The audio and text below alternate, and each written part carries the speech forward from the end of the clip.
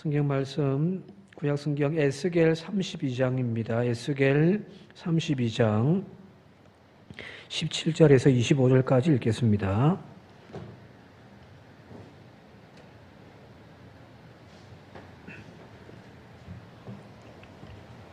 에스겔 32장 17절에서 25절까지 12째 해 어느 달 15째 날에 여호와의 말씀이 내게 임하여 이르시되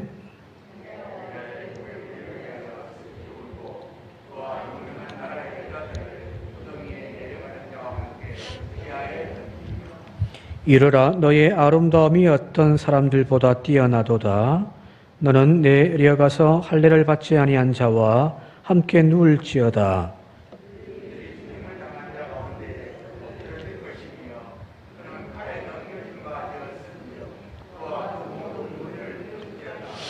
용사 가운데에 강한 자가 그를 돕는 자와 함께 수월 가운데에서 그에게 말하며 할례를 받지 아니한 자 곧 칼에 죽임을 당한 자들이 내려와서 가만히 누웠다 하리로다.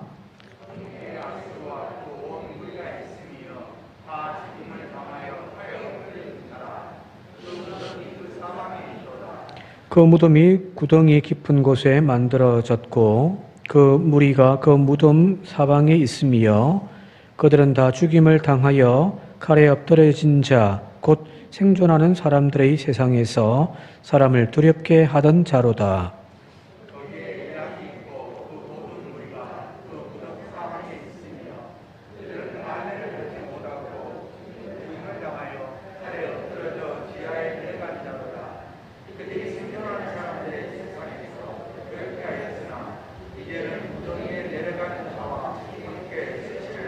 함께 읽겠습니다. 그와 그 모든 무리를 위하여 죽임을 당한 자 가운데에 침상을 놓았고 그 여러 무덤은 사방에 있으며 그들은 다 할례를 받지 못하고 칼에 죽임을 당한 자로다. 그들이 생존하는 사람들의 세상에서 두렵게 하였으나 이제는 구덩이에 내려가는 자와 함께 수치를 당하고 죽임을 당한 자 가운데에 누였도다. 아멘. 에스겔서 읽다가 앞부분에 이제 쭉 많이 그냥 끈충 띄고 넘어왔는데 그 앞부분에 있는 주된 내용들이 근동 지방에 있는 여러 민족들에 대한 하나님의 심판에 대한 이야기가 쭉 나오기 때문에 그 부분들은 조금 생략을 좀 하도록 할게요. 왜냐하면 이사야서에도 나오고 예레미야서에도 이렇게 반복적으로 나오기 때문입니다. 그런데 그 이제 열방에 대한 심판, 하나님의 심판에 대한 이야기 마지막 결론이 이제 32장에 이제 쭉 나오는 거예요. 에돔에 대한 심판, 블레셋의 심판, 두로, 그리고 시돈, 그리고 이집트에 대한 심판까지 쭉 하나님이 말씀하시는데, 그 중에서도 이 이집트, 애굽에 대한 심판에 대한 이야기가 길게 좀 나와 있습니다. 29장부터 오늘 여기 32장까지 나와 있으니까 좀 분량이 많은 편입니다. 그런데 여기 보니까 다른 예언자들 이사야라든지 예레미야라든지 또 열방의 심판에 대한 이야기를 했던 다른 예언서와 여기 나와 있는 이 에스겔이 조금 다른 차이점이 하나 있습니다. 그게 뭐냐면 다른 예언자들의 열방에 대한 심판은 주로 보면은 이제 그들이 이 땅에서 멸망당하게 되어지는 하나님의 간섭하심과 심판으로 말미암아 이 땅에서 그들의 세력이 다 이제 멸망당하는 땅의 현실에 대한 이야기들이 굉장히 주를 이루거든요. 근데 오늘 읽은 본문 말씀 보게 되어지면은 땅에 대한 심판에 어떻게 멸망당하고 그들이 어떻게 회파당하고 하는 이야기들보다는 오히려 이제 저 땅 밑에 세계, 우리가 이야기한다면은 지옥의 세계겠죠, 그죠? 거기서 이루어지는 이야기들을 다루고 있어서 조금 다른 예언서들과 좀 차이점이 있어서 오늘 본 말씀을 좀 함께 좀 살펴보려고 하는 거예요. 함께 18절과 19절을 세 번역으로 같이 한번 읽어볼게요. 세 번역이 좀 쉽게도 나와 있어서 세 번역으로 18절, 19절을 같이 한번 읽겠습니다. 시작. 사람아, 너는 이집트의 무리를 애도하여 슬피 울고 이집트와 열광의 땅들을 깊은 구덩이로 내려가는 사람들과 함께 지하로 보내면서 일러라. 도대체 네가 누구보다 더 아름답다는 거냐? 너는 아래로 내려가서 할례 받지 못한 자들과 함께 누우라 하여라. 이렇게 지금 선포하라는 거예요. 우리가 읽으면 이제 개역 성경을 보게 되어지면은 19절이 조금 헷갈리게 됐죠, 그죠? 이르라, 너의 아름다움이 어떤 사람들보다 뛰어나도다. 이렇게 칭찬하는 것처럼 보여지는데 그게 아니라는 거예요. 도대체 네가 누구보다 더 아름답냐는 거예요. 네가 뭔데? 이 표현이죠, 그죠? 니까지 것이 뭔데? 응? 그래서 너는 저 아래에 할례 받지 못하는 자들과 함께 누우라 하는 겁니다. 자, 여기 보면은 애굽을 깊은 구덩이에 18절에 보면 깊은 구덩이에 던졌다 이렇게 되어 있잖아요, 그죠? 여기서 말하는 이 깊은 구덩이가 바로 죽은 자들이 가는 스올입니다. 스올이라고 하는 거예요. 근데 구약 성경에서 이 스올이라는 개념이 우리가 지금 저와 여러분들이 알고 있는 그 지옥이라는 개념, 그러니까 완전히 일치하는 것은 아니라는 사실입니다. 좀 차이가 있는데요. 우리가 보통 지옥하면 누가 가죠? 지옥에 누가 갑니까? 죄 많이 짓고 그죠. 하나님께 선택받지 못한 예수 그리스도를 알지 못하는 사람들이 가는 곳이 지옥이라고 우리가 생각하고 있잖아요. 그죠? 그죠? 자, 그런데 여기 나와 있는 이 구약 유대인들이 생각하던 스올이라는 개념은 그냥 죽은 자들이 다 가는데, 즉 하나님의 백성도 스올로 내려가고 하나님을 알지 못하는 이들도 스올에 내려가고 하나님과 대적했던 이들도 스올로 내려간다는 거예요. 모든 죽은 자가 가는 곳, 거기 바로 스올입니다. 자, 그런데 문제는 우리가 알고 있는 사무엘상에 사울 왕이 그 죽은 사무엘의 영을 부르기 위하여 엔돌에 있는 신접하는 여인을 찾아가서 이제 자기 신분을 속이고 한 사람을 좀 불러달라고 이렇게 해서 불러내자라는 거죠. 그때 관객이 이겁니다. 사무엘상 28장 13절 같이 한번 읽어볼게요. 시작. 왕이 그에게 이르되 두려워하지 말라. 네가 무엇을 보았느냐 하니 여인이 사울에게 이르되 내가 영이 땅에서 올라오는 것을 보았나이다 하는지라. 여기서 말하는 영이 누구예요? 사무엘 선지자의 영이거든요. 그죠? 근데 그가 어디서 온다고요? 땅에서 올라온. 우리는 죽었으면 하나님의 백성들은 천국으로 가잖아요. 그죠? 우리는 천국, 그러니까 저 위로 올라간다 생각을 하고 죽은 사람들 중에서 지옥에 떨어져야 사람들은 이제 땅 밑으로 이제 우리가 들어간다고 그런 공간에 분리를 시키는데 구약인들에 있어서는 아직까지 그런 구별이 아직까지 확실하게 없다는 거예요. 그래서 죽은 자들이 모두 가는 곳이 땅에, 스올에 깊은 구덩이, 끝이 없는. 그런데 거기에 모든 영혼이 다 같은 장소에 섞여서 그냥 뭐 죄지은 놈이든 아니면 의인이든 다 섞여서 있는 그런 곳은 아니라는 거예요. 단테의 신곡 보면, 단테의 신곡을 보게 되어지면은 이제 들어가는 입구에 이제 지옥의 문이 있잖아요, 그죠? 그 지옥의 문 그 위에다가 조각을 하나 해놨는데 그 조각이 어떤 조각상이냐면은 여러분 잘 아시는 요거 하고 있는 거예요. 생각하는 사람. 뭐 사실은 큰 조각이 아니고 조그만 한 이만해요. 생각하는 사람을 거기다 조각을 시켜놨단 말이에요. 이게 지금부터 너희들이 들어가는 이 지옥의 세상을 보고서 생각을 하라는 거예요.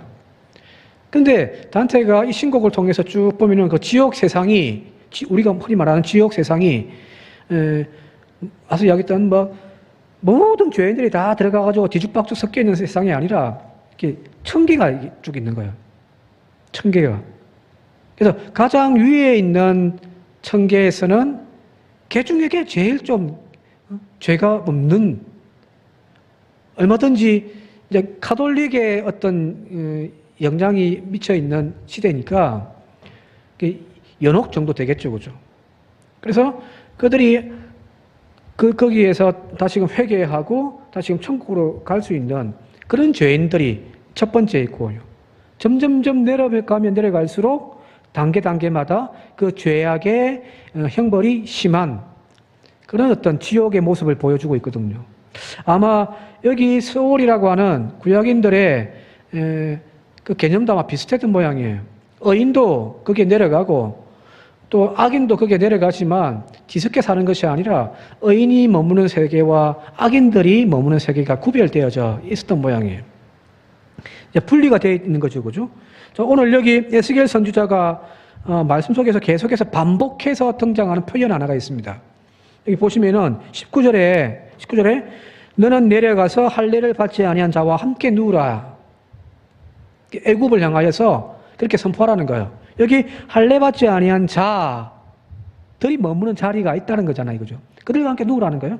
그리고 20절에도 할례를 받지 아니한 자 곧 칼에 죽임을 당한 자들이 내려와서 가만히 누웠다. 할례 받지 않은 자들이 누웠더라.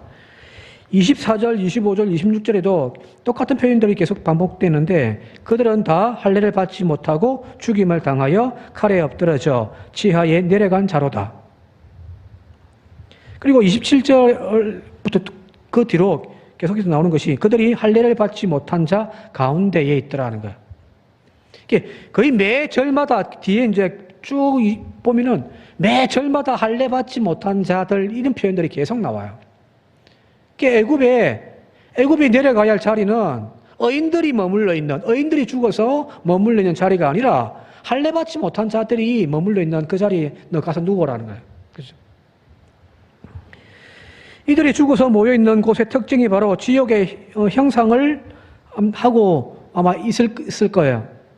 이제 여기 구약 성경의 어떤 지옥의 구체적인 어떤 형상이라든지 그곳의 분위기에 대해서는 이렇게 다루지는 않거든요. 죽은 자가 가는 곳, 그냥 이렇게 이 정도로만 끝나버린단 말이에요. 근데 여기 아마 그들은 말 그대로 할례 받지 못한 자, 하나님께 구원받지 못한 자, 하나님과 대적했던 자들, 그들이 머물러 있는 그곳에 지금 너는 내려가라는 거잖아요. 그죠? 예를 들면 엘리베이터에 딱 탔어요.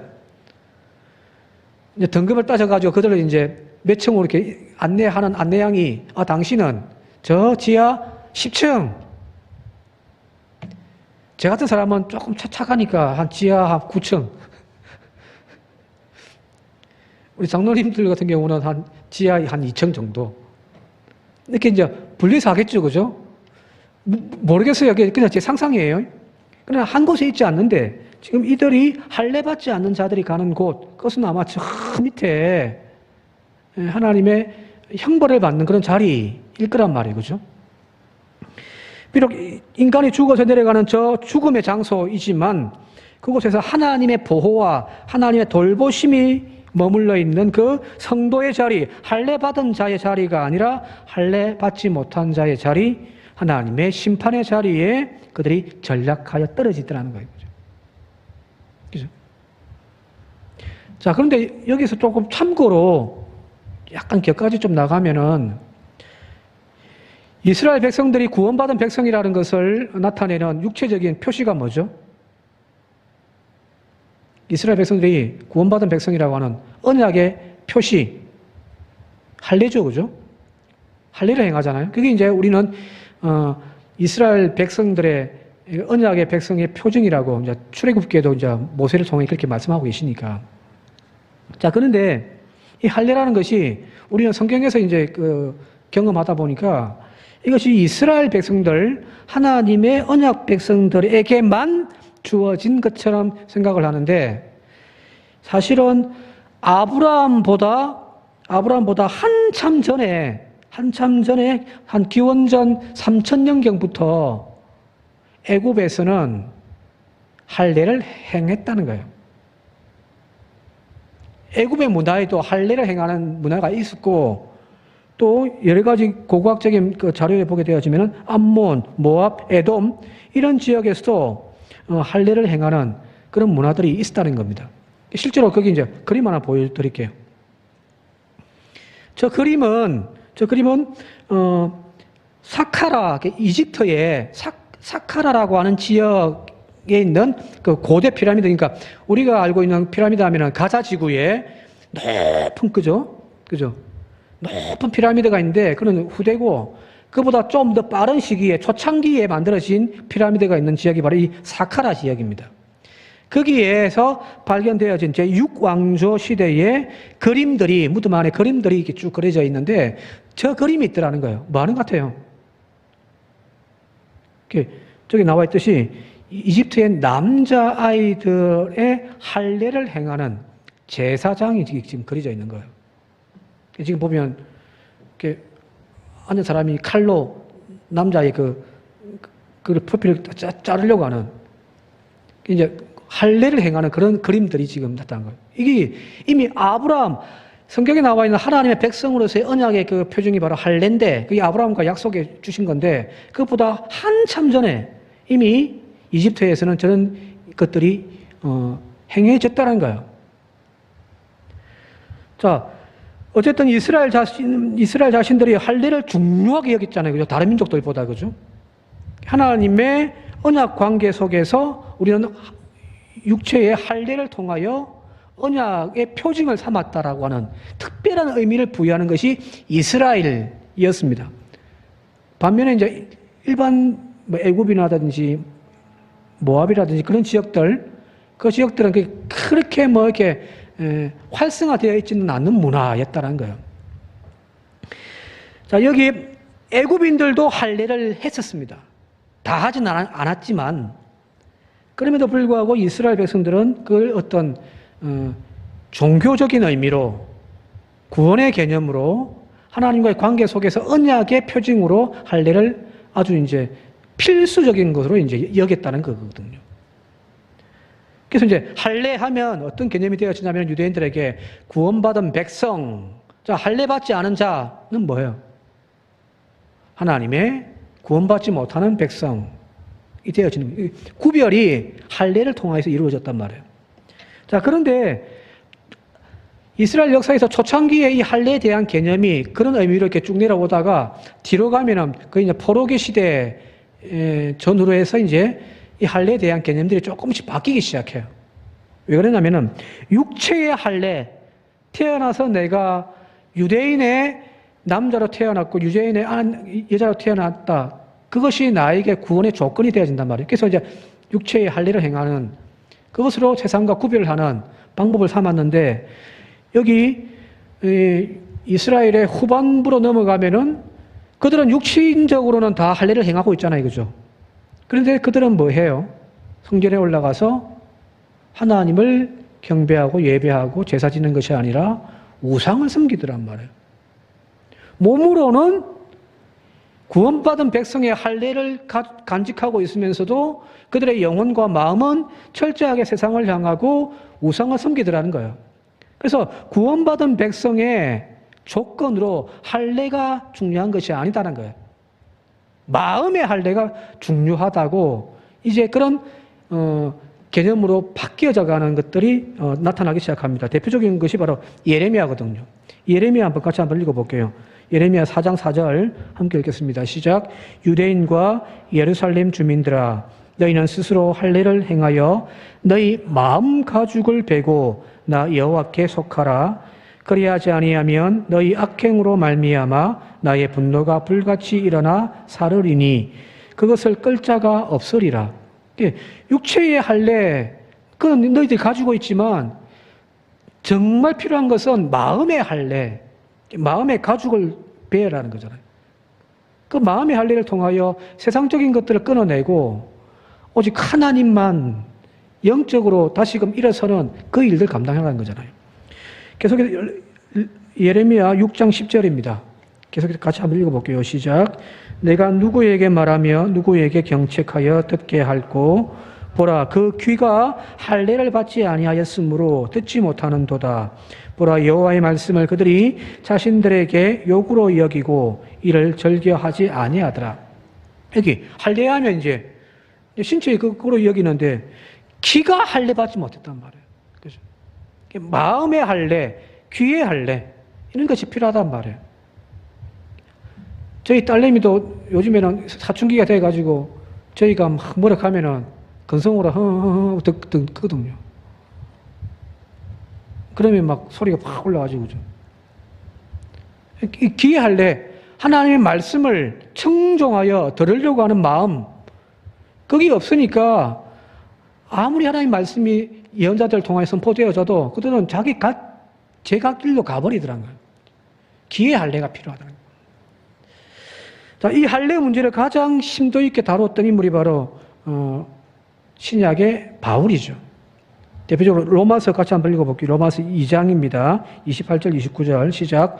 무릇 표면적 유대인이 유대인이 아니요 표면적 육신의 할례가 아니니라. 오직 이면적 유대인이 유대인이며 할례는 마음에 할지니 영에 있고 율법 조문에 있지 아니한지라.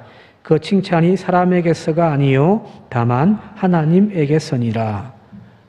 육체 할례 받았다라고 자기들은 거룩한 백성이라고 스스로 이야기하는 그것이 구원의 조건이 아니라는 거예요. 마음의 할례가 되어야 되는 거죠. 내 안에 세상적인 욕망들, 그걸 오늘도 또 잘라내고 또 잘라내는, 오늘도 또 깎고 또 깎는, 그래서 주님의 십자가의 그 문에 들어갈 수 있는, 나의 삶을 또 죽이고 죽이는 그 사람이 바로 하나님의 백성이 되어진다는 이야기거든요.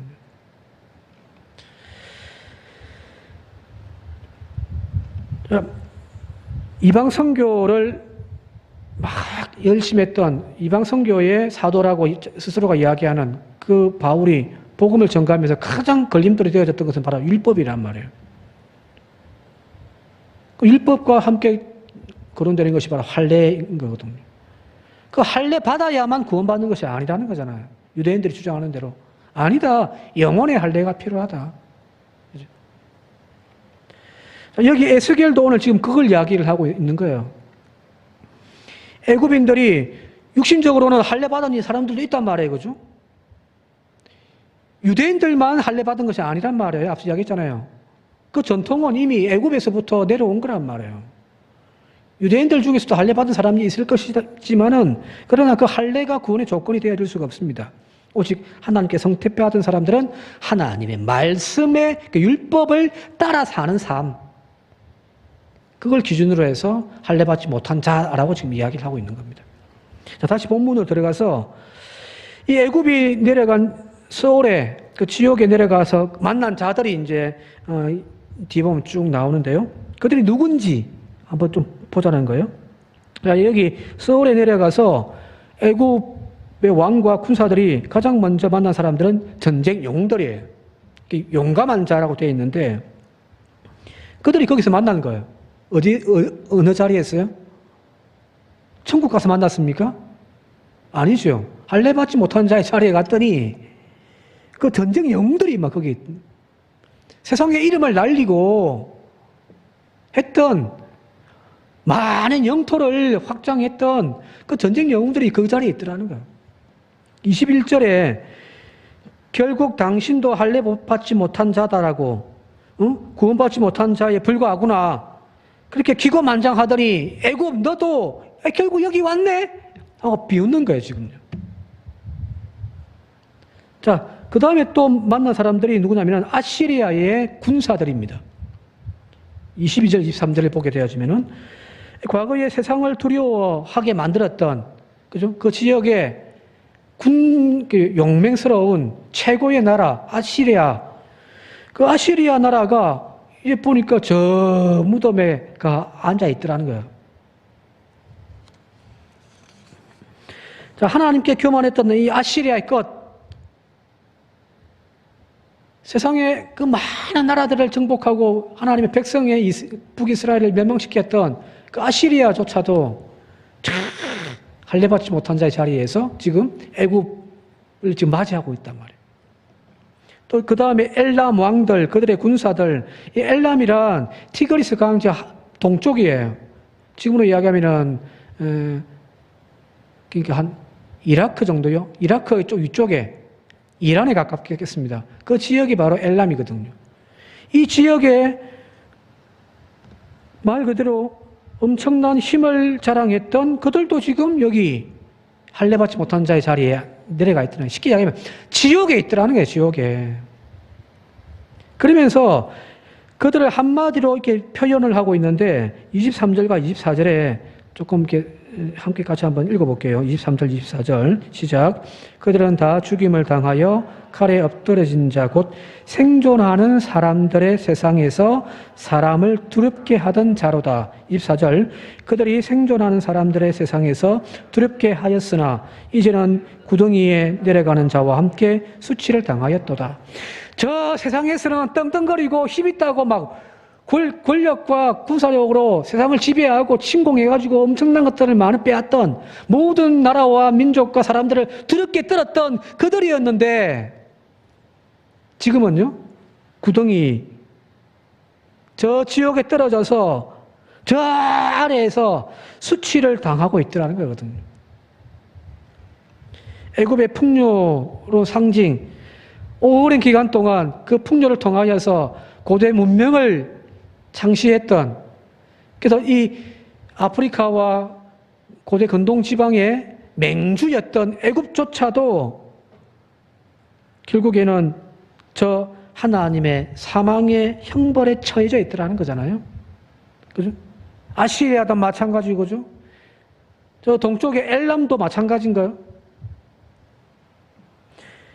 세상에 살 때에는 내가 내다고 막 자랑하면서 자기의 힘으로 엄청나게 많은 폭력을 행하고 전쟁을 일으키면서 마치 자기들은 영원할 것처럼 이야기하던 그 민족과 나라들이 다 하나님의 심판 가운데 지옥에 떨어져 있더라는 겁니다.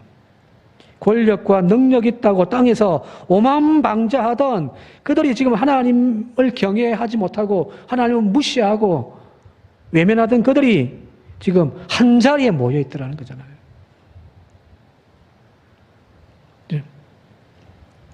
에스겔이 지금 뭔 이야기를 하려고 하는 걸까요? 애굽도 그 자리에 있더라. 아시리아도 그 자리에 처박혀 있더라. 엘람도 거기에 있더라. 모든 열방들이 다 그 자리에 있더라. 우리가 어릴 때 찬양했던 돈으로도 못 가요. 힘으로도 못 가요. 지식으로도 못 가요. 오직 뭐로 가죠? 믿음으로 가는 나라, 하나님 나라인 거예요. 자, 그런데 우리는 이 하나님의 나라에 대한 소망을 가지면서 오늘도 우리는 돈을 더 사랑하고 권력을 더 사랑하고, 전에도 말씀드렸습니다만 창세기에서 이야기하는 그 앞부분에 세상의 문화, 세상의 가치관들, 그걸 예수 믿는 사람 우리도 다 쫓아가고 있더라는 거잖아요. 그죠? 자, 무슨 말일까요? 저들 쫓아가지 마라. 그들이 가는 곳은 저기다라는 거잖아요. 그래서 시편의 1편에 우리가 잘 알고 있는 다윗의 고백, 잘 아는 말씀이니까 제가 한번 쭉 읽어볼게요. 읽고 오늘 말씀 좀 마치려고 하는데, 복 있는 사람은 악인의 꾀를 따르지 아니하며 죄인의 길에 서지 아니하며 오만한 자의 자리에 앉지 아니하고 오직 여호와의 율법을 즐거워하여 그의 율법을 주야로 묵상하는도다. 다르죠, 그죠? 아, 우리나라를 세계 최강의 경제국 만들어야 돼. 미국처럼 돼야 돼. 돈 하면서 쫓아가는 그것이 아니라 이 나라가 하나님 나라가 되었으면 좋겠습니다. 그러기 위해서는, 복 있는 사람이 되기 위해서는 그 길로 쫓아감이 아니라 하나님의 율법 말씀, 하나님 말씀을 즐거워하면서 그 말씀을 주야로 묵상하면서 그 말씀의 길로 나아가는 거예요. 하나님이 우리를 그거 하라고 부르신 거잖아요. 시내산 아래에서도 율법을 주시면서 처음에 하신 말씀이 너희가 내 말씀을 지켜 순종하면 거룩한 나라가 되어지고 내가 너희의 하나님이 되겠다는 거잖아요. 세상과 다른 나라를 한번 세워보자는 거거든요. 계속해서 읽겠습니다. 그는 시냇가에 심은 나무가 철을 따라 열매를 맺으며 그 잎사귀가 마르지 아니함 같으니 그가 하는 모든 일이 형통하리로다. 세상 길 걸어가지 않고 하나님의 말씀의 길 걸어갈 때 실패하는 것 같고 안 되는 것 같고 망하는 것처럼 보여지지만 아니에요. 하나님이 오히려 더 우리의 형편을 아시는 주님께서 더 나은 길로 가게 해주신단 말이에요. 아기는 그렇지 아니하며 오직 바람에 나는 겨와 같도다. 걔는 작잖아 이거죠. 작단 말이에요. 바람이 씹으면 확 먼지처럼 날아가 버리는 그런 존재란 말이에요. 5절 6절 같이 한번 읽고 마치도록 할게요. 5절과 6절입니다. 시작. 그러므로 악인들은 심판을 견디지 못하며 죄인들이 의인의 모임에 들어오지 못하리로다. 6절 무릇 의인들의 길은 여호와께서 인정하시나 악인들의 길은 망하리로다. 지금 에스겔이 오늘 이 본문을 통해서 이야기하는 게 그거예요. 그들이 지금 어디가 있는지를 봐라. 보라는 거예요. 너희들 여전히 그들 쫓아갈래? 악인들의 꾀를 따르고 죄인들의 길에 서고 오만한 자의 자리를 쫓아갈래? 그러면 너희들도 저렇게 된다. 그죠? 오늘 우리가 가는 길이 천국 길 되시길 바랍니다. 천국 길 되시길 바랍니다. 그러면은 누굴 따라가야 됩니까? 목사님 따라가면 됩니까? 장담 못합니다. 우리가 천국 길 가기 위하여 우리가 끝까지 포기하지 않고 꼭 붙잡고 가야 할 손은 예수의 손밖에 없습니다. 주님 손 꼭 잡고 그 길을 걸어가는 저와 여러분들이 되어줄 수 있기를 주님 이름으로 축원드립니다.